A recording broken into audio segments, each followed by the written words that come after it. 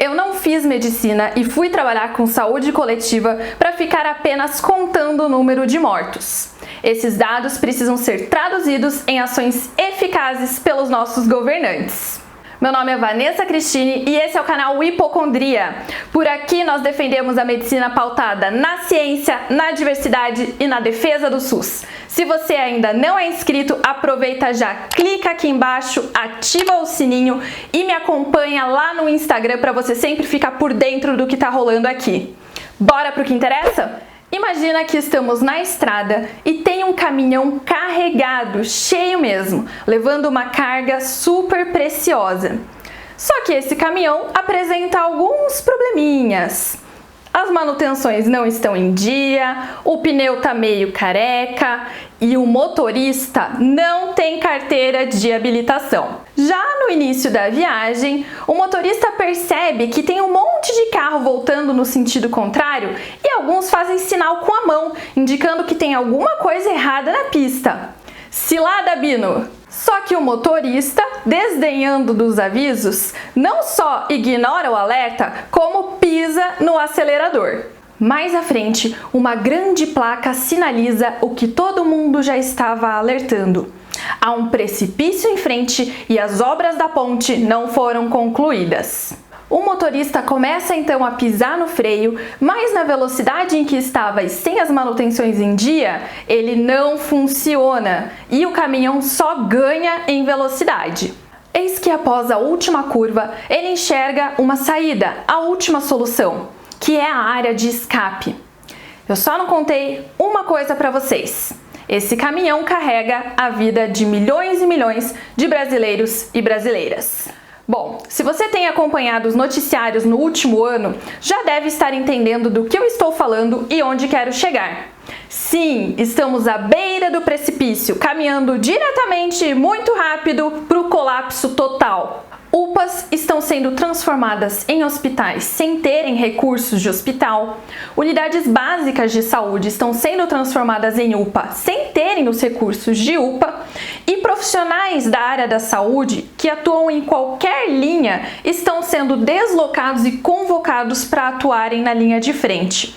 Isso porque tivemos várias baixas, seja de pessoas que adoeceram, de pessoas que estão completamente exauridas e sem condições de continuar trabalhando e, infelizmente, por morte mesmo. Profissionais da linha de frente que estão adoecendo e morrendo. E o que temos feito até aqui é, infelizmente, ignorar o aviso daqueles motoristas que tentaram nos alertar. O ponto é que se tivéssemos um motorista preparado, experiente, provavelmente a manutenção desse caminhão estaria em dia.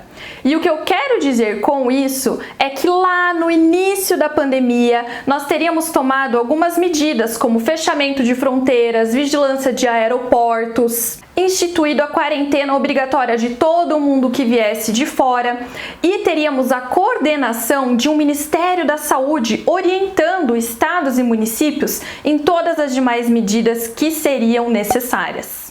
Não fazendo essas medidas, ainda podíamos ter contado com outros recursos, como por exemplo, a testagem em massa e o investimento pesado em pesquisa para termos recursos diagnósticos suficientes e até vacina. Ao não termos testes diagnósticos suficientes para fazer rastreamento e isolamento precoce de casos e contatos, só poderíamos contar com uma medida: a restrição de circulação das pessoas. Aí você me pergunta, mas como que o trabalhador vai ficar em casa se ele tem que botar comida na mesa? E eu concordo, é aí que a parte econômica precisava ter sido bem efetiva. Distribui pontos de entrega de cesta básica e de merenda escolar, dá auxílio para o pequeno empresário não mandar os seus empregados embora, faz restaurantes comunitários, distribui comida para a população em situação de rua, enfim, o fato é que não é como se não tivéssemos nada para fazer. E não venha me dizer que não tinha dinheiro para fazer isso, porque dinheiro para abrir um monte de leito, um monte de equipamento hospitalar, equipamento de UTI, foi conseguido. E não é que eu tô falando que não precisava ser feito, é lógico, é claro que precisava ser feito e ainda precisa ser feito.